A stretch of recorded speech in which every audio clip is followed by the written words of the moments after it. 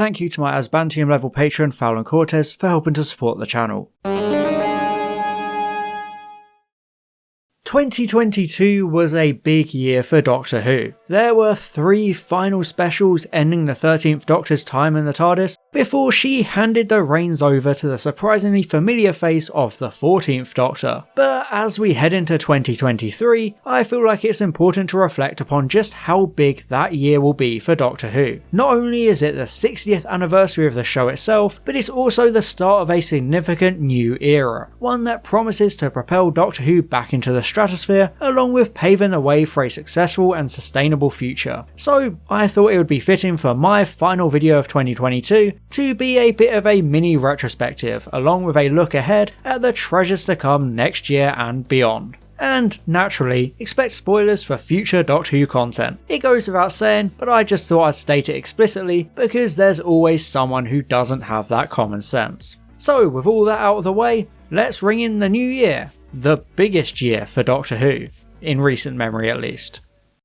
As far as final years of a Doctor's run go, I don't think it's unfair to say that the 13th Doctor's was a bit of a damp squib. We kicked off the year with Eve of the Daleks, a very underwhelming special following on from Series 13 without actually dealing with the important fallout of that series. There was no explanation of what happened to the rest of the universe, which was pretty much destroyed during Flux, and all the special really did was confirm Yaz's romantic feelings towards the Doctor, a plot point that ultimately went nowhere. Unlike a lot of other Doctor Who fans, I actually enjoyed Series 13 for the most part, but Eve of the Daleks felt like a frustrating return to normality for the Chibnall era, with the same hallmarks that were painfully present during his time as showrunner. It didn't feel much like a special, more like a generic runaround time loop featuring Daleks who were almost hilariously bad at their jobs, and a romantic subplot involving a creepy stalkerish guy. As with Flux, John Bishop's Stan Lewis was the comedic and lovable heart of the episode, but on the whole, Eve of the Daleks was a really disappointing way to start the year, especially because it had absolutely nothing in common with the previous 2 Dalek New Year's Day specials. It was so strangely disconnected that you could pretty much skip the entire thing and not miss out on anything at all. From the beginning of 2022, it was clear that the production team wanted to replicate the 10th Doctor's final year, with a collection of specials spread throughout the year as a victory lap of sorts. However, the difference is that the 2022 specials felt more like needlessly dragging out the pain. Nothing represents this as perfectly as Legend of the Sea Devils, the Easter special promising Chinese pirates, epic sword fights, and the return of the Sea Devils, one of the most requested classic Who villains. None of this was good. The pirates were barely existent, with Madame Ching a weak and shallow cardboard cutout representation of an interesting historical figure. The Sea Devils looked more like birds with googly eyes, and in general, the episode just ended up so mind-numbingly boring. It's by far the worst episode of the 3 specials, and possibly one of the worst in the entire modern show's history. There's essentially no point to its very existence because you can once again skip it entirely, although it does serve as an important part of the Thasmin story arc by completely squashing it as the Doctor rejects Yaz. So yeah, that whole storyline was a bit pointless. There's something to be said about the utter inconsequential nature of Eve of the Daleks and Legend of the Sea Devils. They offer absolutely nothing as a collection of specials. In 2009, the specials had a recurring theme, seeing the Doctor travelling alone and coping with his loneliness, along with his reaction to finding out he is destined to die soon, leading to all the Time Lord Victorious stuff. It was a through line that kept things interesting and relevant, but the 2022 specials didn't have that. The 2022 specials had no feeling of cohesion or connectivity. The closest thing to a through line was the Thasmin arc, which I've already spoken about. But something else that didn't exactly help the specials was everyone already looking towards the future. It was also an issue which had hurt Flux, because people were excited to find out more about the second Russell T Davies era, along with the announcement of David Tennant and Catherine Tate returning. This all kind of overshadowed Flux and the specials, transforming transforming them from one last hurrah to a speed bump in the way of what everyone actually wanted. I think this made the issues of the 3 specials even more glaring, especially when Power of the Doctor came along and delivered a heavily referential and fan-wanky narrative, once again overshadowing the 13th Doctor even in her final episode. There was too much going on, even for a climactic regeneration episode. With so many cooks, the whole kitchen burned down. Much like the 2 specials before it, Power of the Doctor didn't have much of an identity, and that definitely brought the episode down in quality since the narrative was a bit of a disaster. In my humble opinion, the 2022 specials felt less like one last run savouring the 13th Doctor's era, you know, like the 2009 ones, and instead it felt more like wheels spinning in place while the audience waited a whole year for what they actually wanted: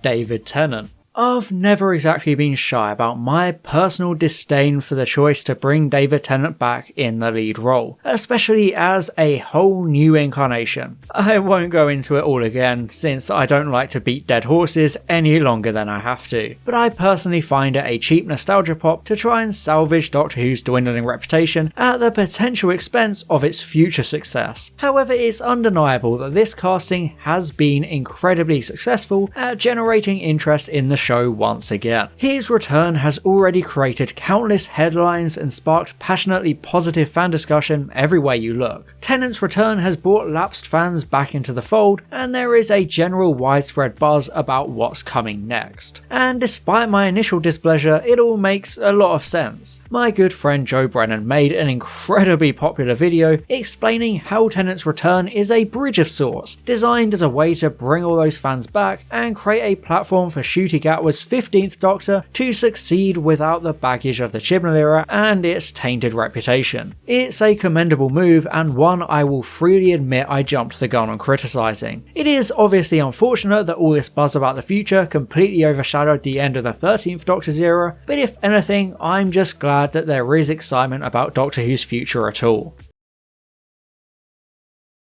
Yes, the main reason 2023 will be such a big year is because it serves as Doctor Who's 60th anniversary, since the show began on a cold wet night in November 1963. These landmark years have always been a big cause for celebration, with multi-Doctor team-ups, ambitious specials, and even the show's return, which was announced in 2003. Much like the 50th anniversary, 2023 will be full of multimedia celebrations, like the recently announced Big Finish Once and Future series, spanning 8 months between May and October, featuring the 4th Doctor all the way through to the 10th Doctor. They're also releasing Torchwood Series 7, and I'm sure there's plenty more to come. The 60th anniversary is no doubt going to be just as exciting as 2013 was, which is impressive considering the 50th anniversary had an entire series and 2 specials. But aside from all the glitz and glamour of documentaries, announcements, and multimedia projects, 2023 is going to bless us with 3 specials in November and Ncuti Gatwa's Christmas debut. I think the main difference between this anniversary and the last is that it's a brand new start, compared to the 50th, which was the end of an era.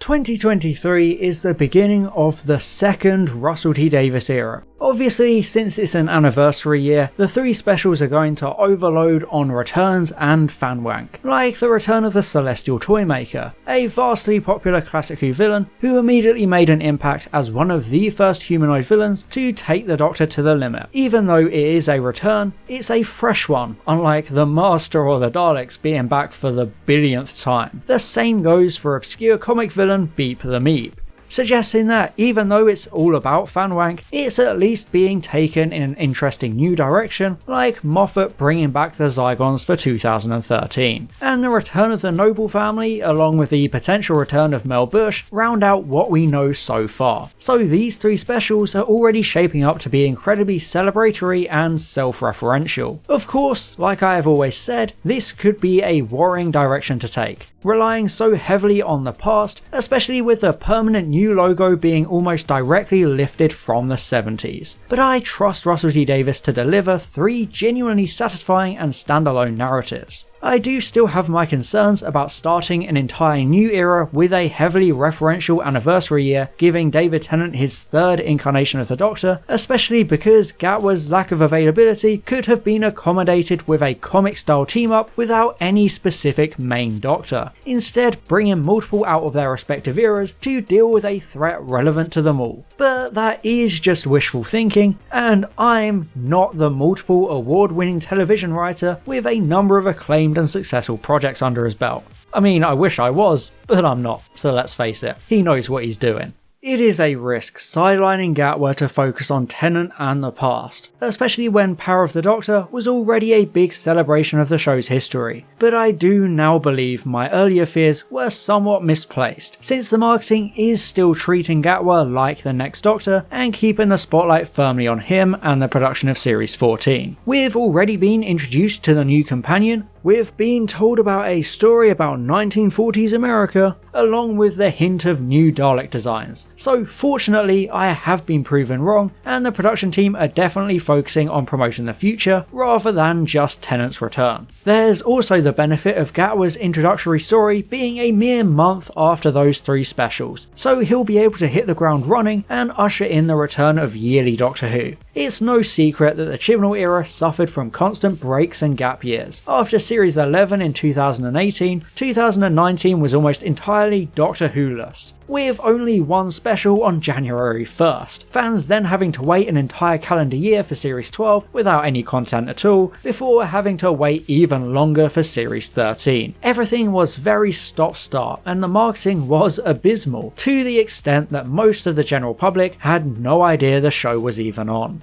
However, Russell T Davies has already reassured us that this will no longer be the case. In Doctor Who magazine, the returning showrunner promised the return of yearly Doctor Who, and considering his track record, he means proper Doctor Who, not the technicalities of the Chibnall era where we had that single special on New Year's Day 2019, keeping the yearly record unblemished on paper, but not exactly in reality. Even though 2023 will only have one more episode than 2022 had, the key difference will be the transparency of the show's plan for 2024. We've already learned so much about Series 14 officially, and even unofficially, the new TARDIS interior has already been leaked online. 2023 will be chock full of reveals and announcements, including, if the implications are to be believed, spin-off announcements. It's kind of weird to imagine that a year with only 4 episodes will be the biggest year for Doctor Who in recent memory, but it's more about what the year represents. It's a new beginning, a fresh start single-handedly establishing content for years to come.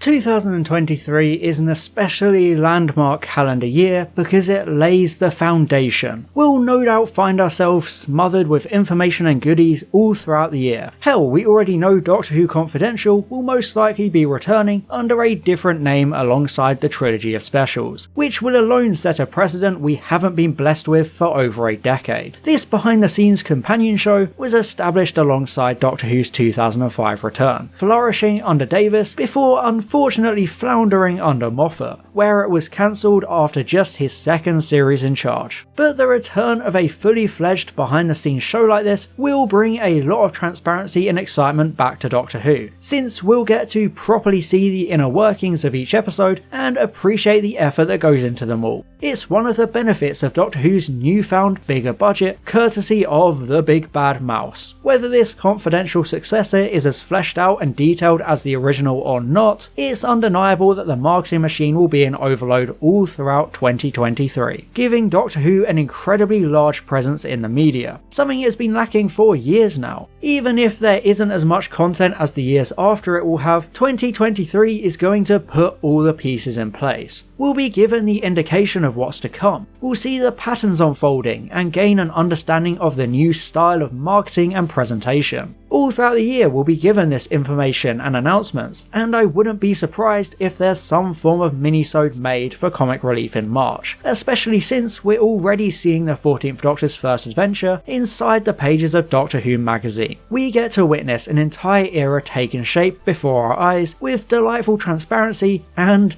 that's music to my ears.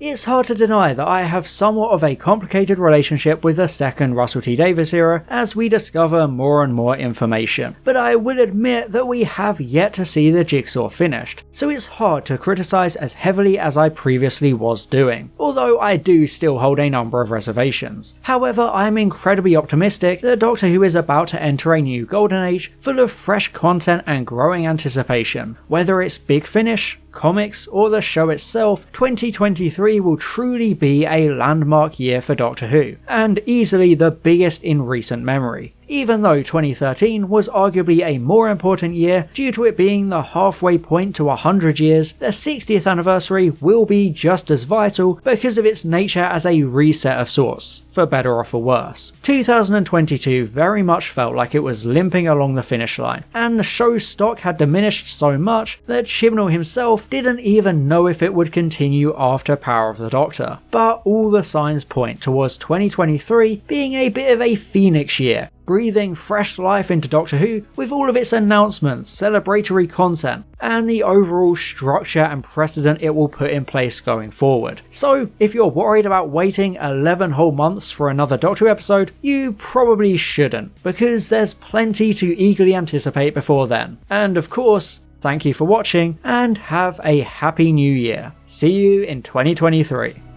And an extra special thank you to my Asbantium level patron Fallon Cortez, my Platinum level patrons Maximilian Foreman and Nix Games, and all of my Gold level patrons Boots, Calvin, Daniel McCree, Daniel Shillito, Francois AK Line Vortex, Herna Verzog, and Luke_SY. Thank you so much for your support.